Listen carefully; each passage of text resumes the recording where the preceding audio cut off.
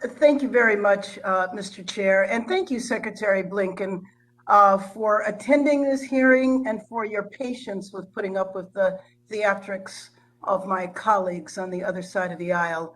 I want to thank you again for spending the time and agreeing to take everyone's questions for 5 minutes.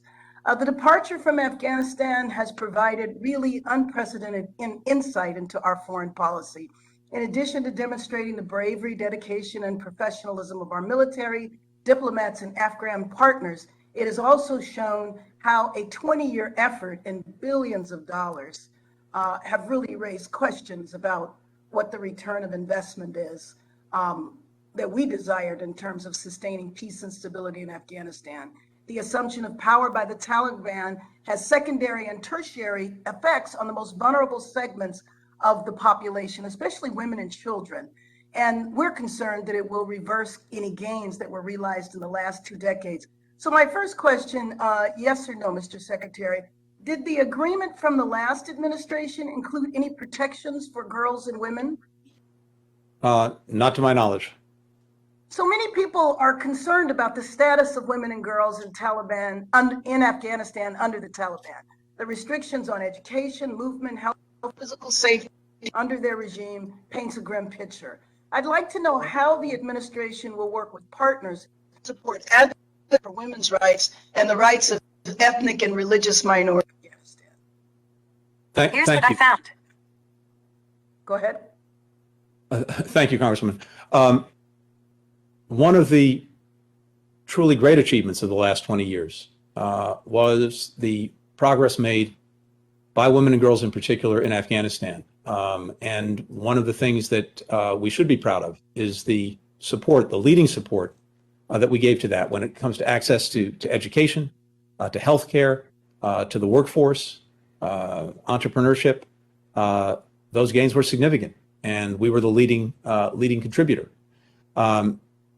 I was in Kabul in April. I sat with a number of women who had benefited from our assistance, including women who've gone on to become leaders in their parliament, in the media, NGOs, et cetera, and of course heard their profound concerns about the future.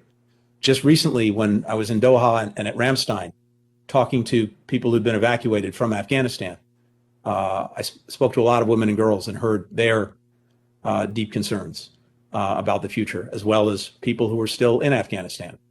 And so we have an ongoing commitment to use every tool at our disposal through our diplomacy, through our economic assistance, humanitarian assistance, programmatic assistance, to do whatever we can to continue in coordination with many other countries to support women and girls and minorities in Afghanistan. The assistance that we announced today will go in that direction. The assistance we'll provide going forward will do that.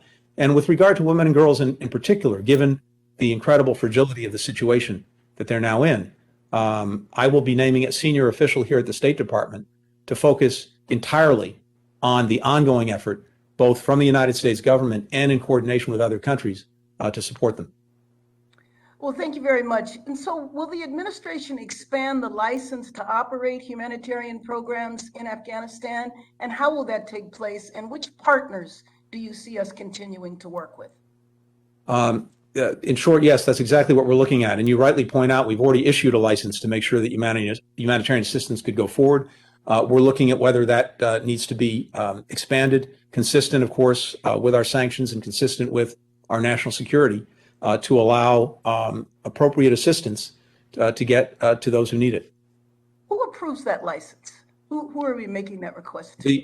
The Treasury Department is responsible for the licenses, but we do this in coordination or consultation with us and other agencies in the government, as well as, of course, the White House. And which partners on the ground are we continuing to work with?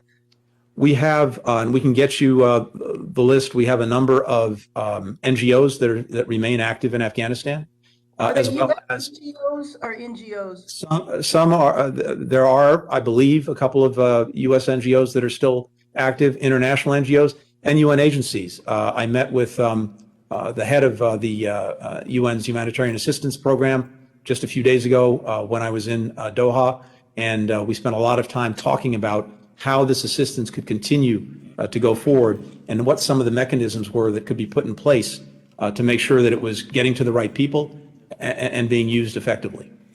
Gentlelady's time has expired.